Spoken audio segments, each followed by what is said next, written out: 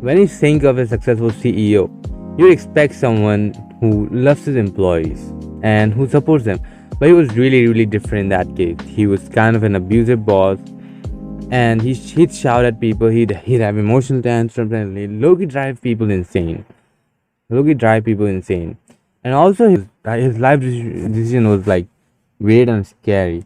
Like he quit school without any jobs lined up for him. Gave up, gave him up for adoption, but only on one condition: he should be placed with parents who are college graduates.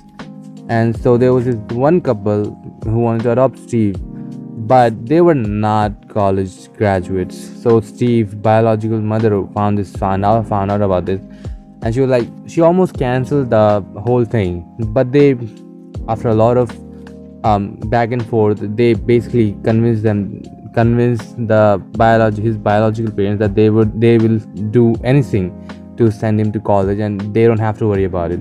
And they were like, fine, whatever. And that's how Steve Jobs was adopted by this family called Jobs. One of the funny thing about him was like Steve Jobs really, really smart from his childhood. His parents knew about it. They never punished him. And on top of that, like if something ever happened at school, so they never punished him. And on top of that, if something ever happened at school, the Jobs would blame teacher and say it's your fault that you can't keep him interested in the lessons. He was also like really, really smart, and the school offered him to skip. He was because he was like really, really smart. The school offered him to skip 2 grades, but his parents were like, no, they don't they thought it would be bad for him to skip 2 grades at once, and they didn't want their son to be a loner. So he just skipped 1 grade, and later on when he grows up, he meets this other guy named Steve Wozniak. And Steve Wozniak was also a genius in engineering and invention. But unlike Jobs, Steve Wozniak was not a natural leader and didn't like the handling people like Jobs.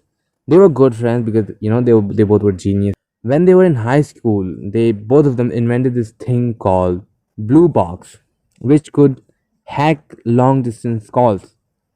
Basically, back in the day, people couldn't really people would have to go to people would it would pay them they would have to pay money to call long distance, and it wasn't really the mobile phone didn't really allow them to call call long distances.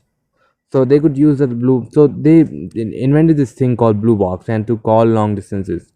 After a while after a while they are like, oh, we should sell this thing.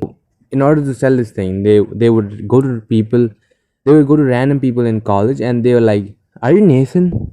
And they would reply, no, what do you mean?